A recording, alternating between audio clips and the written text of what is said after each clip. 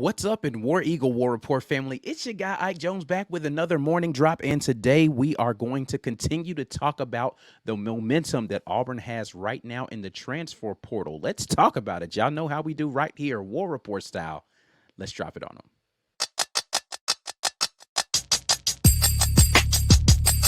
You are now listening to the War Report. Drop. Morning drop. It is Tuesday, April the 22nd. Ike Jones in here talking a little bit more about Auburn football. Hopefully everyone is having a great morning. You already know, listen, this isn't breaking news, but we're just getting into the information here so that you guys are abreast of what's going on. Auburn has landed another couple of commits, and we're here to talk about all of the momentum going on with the transfer portal into Auburn football. There have been some guys that have entered the transfer portal. We'll talk a little bit more about those on the Wednesday show on the midweek Rapport. But we're here to talk about the guys that have been added to the portal thus far. And we'll start that. Now, of course, we already talked yesterday about Philip Bliddy, who is now a part of the Auburn Tigers football team. But now, a guy that Auburn went after pretty heavily. And listen, when I talked yesterday, I said Auburn was not going to be done in the defensive line because they needed a guy that could be right there in the middle of that defensive unit. And they went after heavily when he entered the transfer portal the first time out of Texas A&M, and that is Isaiah Raikes. He initially committed back in January at the start of the spring to USC, and then re-entered the transfer portal after the spring and is now committed to the Auburn Tigers coming up here this summer going into the fall. Now, of course, he has the relationship with the defensive coordinator from his time at Texas A&M, DJ Durkin. And, I thought once Durkin got hired that Auburn had a good chance of being able to get him over into the fold. And now it is time for that. So let's just take a look at the new defensive lineman, interior defensive lineman, Isaiah Raikes. He is a guy that, again, comes over from Texas A&M/USC, 6'2", 320 pounds. And this is the size profile that I'm talking about for an interior defensive lineman that can really play in that nose tackle position and be able to play multiple spots along the interior defensive line that will be able to really rotate in there with the likes of Jason Jones and Quintrell Jamison Travis and Trill Carter, right? Like, you've got a guy now who really can solidify that interior defensive line for you. Again, he is a former four-star out of New Jersey, and I think that this is a really good pickup for the Auburn Tigers right now. He's a guy who's going to pay dividends for this team this season. He's got SEC experience, not a ton of SEC experience as far as snaps, and we'll get over into his snaps and everything, but he's a guy that understands the system that DJ Durkin wants to run because he's been through that whole process, and he's a guy that, again, has played in the SEC and kind of understands what it is to be in that caliber of environment with those types of players. So this is a big pickup for the Auburn Tigers. Coach Vontrell King Williams, again, is out here doing his job when they get those guys on campus of making them believe. And, I was very high on him. A lot of the players very high on his ability to really coach the position because these young men really want to be put in a position where they can be shown to have progress throughout their collegiate career and make that move on to the NFL. And Vontrell King Williams is doing a really good job of being able to sell that to players. And so it's looking really good from that standpoint. This is a great addition. Again, let's go over here and kind of take a look at what he's done so far. 255 snaps. This is all from last season. He had 10 total tackles on the season and 2 sacks. Again, that's not like the most eye-popping stats in the world, but he is a guy I think that is going to be able to pay some dividends for this team coming up into the next season. When you look at the grading for him, he's a guy that played well along the interior defensive front in those snaps, 72.3 defensive grade. His run defense, this is a big thing. Again, I talked about interior defensive lineman that needs to be able to occupy the blockers there, taking up space. He's a space eater kind of guy, or be able to disengage and be able to be penetrating against the run there in the interior, 77.3. Now, The number that's going to look bad for you, and really it's going to look bad for both of these guys, is the tackling number. It's great on tackling, 59.6. Something, as we get into the tape, which I do, Green Name Gang has some tape on him, so wait until we get into that. We get into the tape, we'll be able to take a look at maybe some of the things that he needs to do to improve there. And then from a pass rush, decent interior pass rush guy, 60.9. But again, the front seven is something DJ Durkin has done really well with, and it starts with good interior defensive line play to be able to get the motion of those linebackers freed up to fly around. We've got some speedy downhill fly around type linebackers. This is the kind of guy that you want in front of those guys to be able to produce, and it helps you to bring along more slowly some of the guys that haven't had a lot of playing time. So this is a very solid pickup for Auburn, and this is a guy that I expect to pay good dividends. The other space that we talked about that Auburn needed to be able to make some headway was in the exterior linebacker position, being able to get out there and get a true pass rusher, a guy that just can go get after the passer. And I think that Auburn was able to do that. Later on in the day, you get a commitment from Keyron Crawford. He is the transfer from Arkansas State, 6'4", 243-pound defensive end, former three-star defensive end from Eads, Tennessee.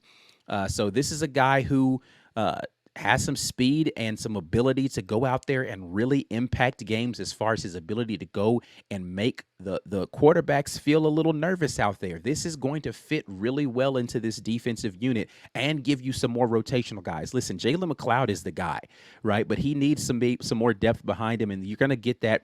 Now, it's not an SEC depth piece like it was with Raikes, but this is going to be a solid piece to be able to bring in and develop and get some time to be able to actually allow you some time for your freshmen to develop in that room. You've got a lot of guys who are on the interior that could go play on the exterior out there. This is a good pickup for this team. I am looking forward to seeing how he translates his game over into the next level. And again, this is a guy that we're going to be able to go in and watch some tape on. When we look at the statistics for him, 611 snaps last season, 39 total tackles for that young man.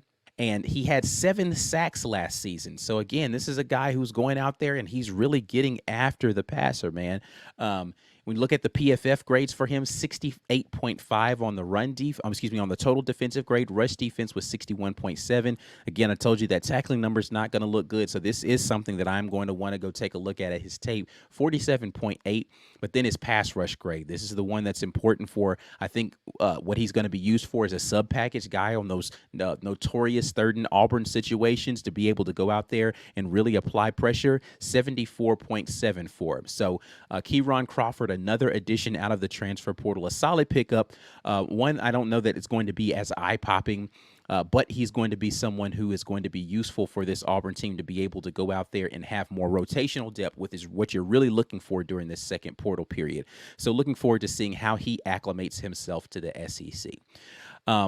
We want to look big picture for this a little bit and talk about kind of some of the things that are potentially going to be out there. But before we do, as always, we got to give a quick shout out to the good folks at Rogue Shop, rogueshop.com. Using code Rapport, you can go there and experience America's #1 online dispensary for sleep, stress, pain, anxiety. You've got a relief right there, a remedy at the Rogue Shop. Make sure you head over there, rogueshop.com. Use code Rapport when you do. That tells them the guys at the War Report sent you over there. If you got any anxiety about what Auburn football is going to be looking like, then listen, man. Look, we got a little reprieve for you right now. Coach Freeze and his staff have been cooking up some really good things, and I like what is happening as far as the momentum. People weren't really seeing a lot of pressure being applied by this team, but I think that they really took their time and found some pieces that are going to work well for this defensive line, and this is probably the unit that is the most needing right now. You could go out there and you can go get some transfer wide receivers. I don't know that that's a big need, but it is a need for this team, and I expect that to be the next thing that the team addresses is going to be the wide receiver position. But the most pressing need for this team was absolutely interior defensive line, and then with the departure of Brenton Williams, trying to get more people in the room to be able to play that exterior pass rush position. So the Buck room is looking a little bit more stout. The defensive line room is looking a little bit more stout. Now Auburn just needs to sharpen the players that are in that room. We looked a little bit yesterday at the room in totality and kind of how things stacked up, and we'll take a look at that room again today.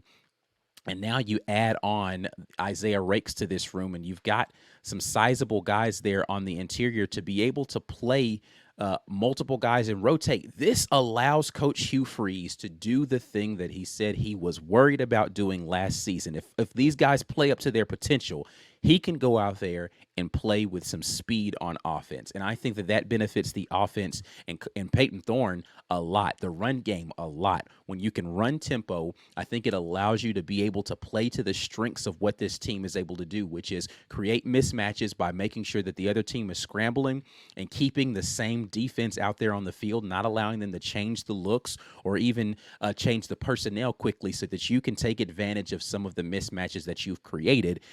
You have tempo now that you can run because you have some solidified guys here along the defensive front. Now, I don't know how well these guys are going to perform, but I do know that you have more depth now, and depth that I think that the defensive coordinator, again, DJ Durkin, with his familiarity with Raikes, bringing him in there, and with what players are saying about the ability of the defensive line coach and Josh Aldridge. Don't let me gloss over the fact that he's going to be helping with those exterior pass rush guys out there in the buck position. What you're going to be able to put together with that four front that's going to be out there with the three down presented with the fourth outside guy.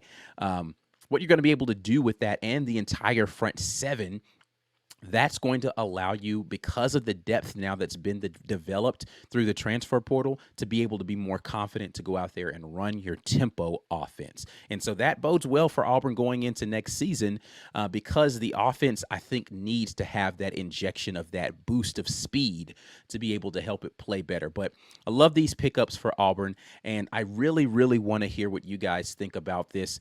Is this enough? Has Auburn upgraded themselves enough to be able to realistically compete in the SEC this season? I still don't know that this is a championship roster, but it is a roster I think that has now raised what the floor of this group could potentially be, because my biggest concerns for this team was, how are we going to stop the run? How are you going to get after the passer? Because you need some time to bring along some of these guys in the secondary that have a tremendous amount of talent, but aren't necessarily as sticky as a DJ James or a Nehemiah Pritchett, or really a guy that you lost in the transfer portal as a JD Rim. Like you really needed some ability to go into some zone on the back end so that those guys can have eyes on the quarterback. And if you get the right guys up front, creating pressure, putting them in situations where they're going to be in third and long on offense, then you can really get yourself in a situation where you can start to be more advantageous and more opportunistic as a defense. So looking forward to seeing the progress of these guys along the defensive line. Really excited about some of the young pieces and excited about